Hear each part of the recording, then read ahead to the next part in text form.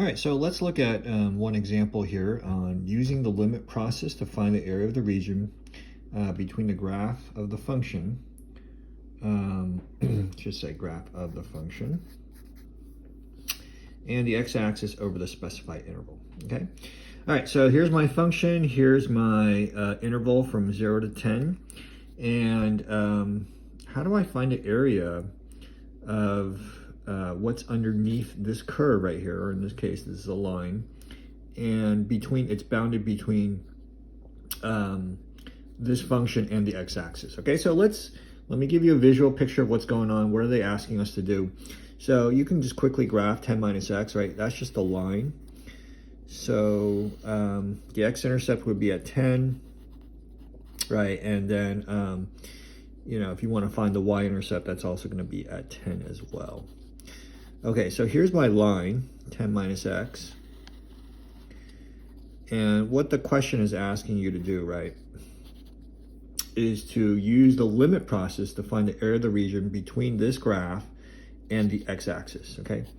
So basically, it's saying find that area. All right, so I know what you're thinking, right? You could probably find the area really quickly. In fact, let's just do it right now since we're at it.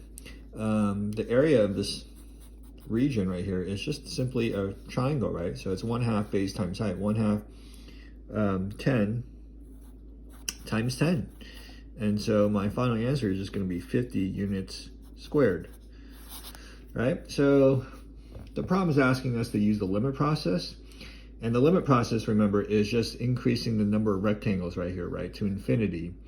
And we should get a good approximation of the area underneath this specific curve, okay? Now, obviously for this problem, using the area formula is a lot easier, but we're gonna follow this procedure because you're gonna be doing it for other different types of curves where it's not so straightforward, like a triangle like this.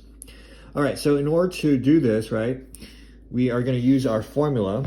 And so our formula, if you remember, right, we need the width of a single rectangle, and then we need the height, and then we need to plug it into this summation and take the limit as n goes to infinity. Okay, so if you follow it step by step, it's not that bad.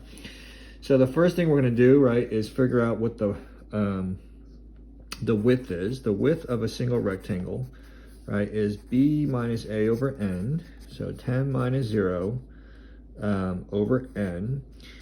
And that's just going to give you 10 over n. Okay, they didn't specify how many rectangles, so we'll just say 10 over n. And remember, we're going to take the limit as n goes to infinity, right? We want an infinite number of rectangles. So there's the width, b minus a over n, 10 minus 0 over n. All right, now for the height, got to be a little bit more careful here. The height, right, is f of a plus b minus a over n, right? And then of course there's a little index over here. So we're gonna be asked to find f of a. What's our a? This is our a right here, right? F of 0 plus b minus a over n. Well, we already calculated that. That's 10 minus 0 over n. That's just 10 over n. I, right? So that's f of 10 over ni, right? If I add 0 over here. Okay, so what is f of 10 over ni? I have to go to my function and plug in 10 over ni. So everywhere I see an x right there. This is just going to go to 10 minus 10 over ni. All right, so this is the height after I plug it into the function. That's the width of a single rectangle.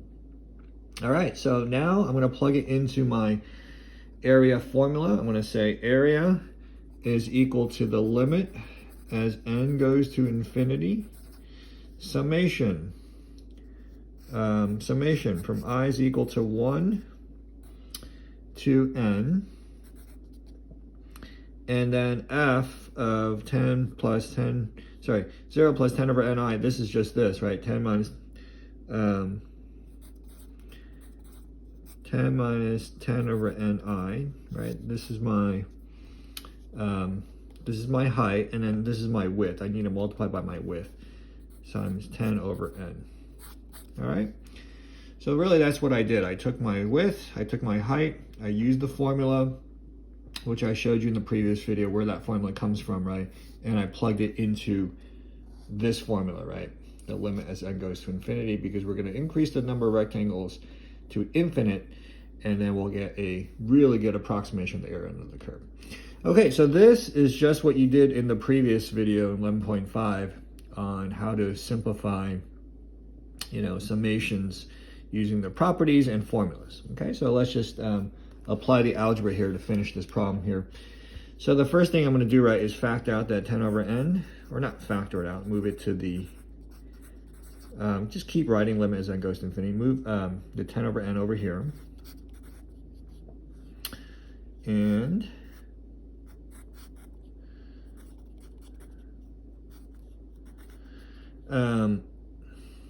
I have 10 minus 10 over ni, so I'm going to write 10 minus the individual sum of this, right?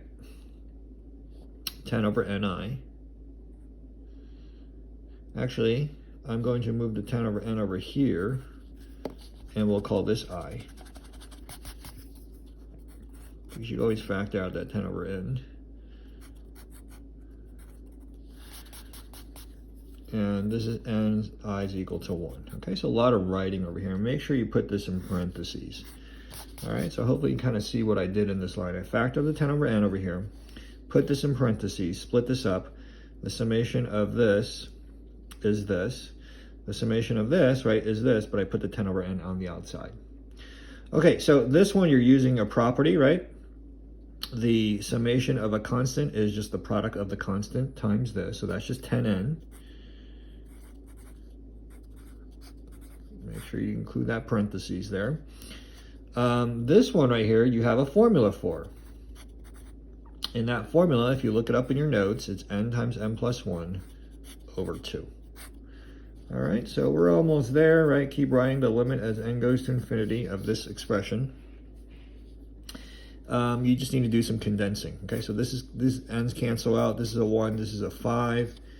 You have 10n minus 5n, right, minus 5. Okay, make sure you distribute the negative 5 into the 1, so it's negative 5.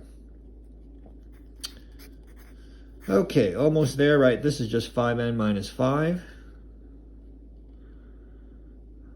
5n minus 5 times 10 over n. Keep bringing this down. The limit as n goes to infinity.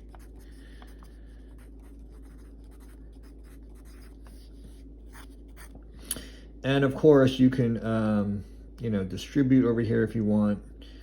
So let's finish this problem here. Limit as n goes to infinity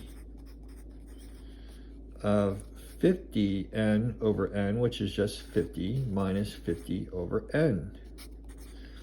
Okay, now when you get to this last step, right, you don't have to combine it into a single function. Sometimes if you have a constant outside another term, you could just take the limit of these individual terms, right?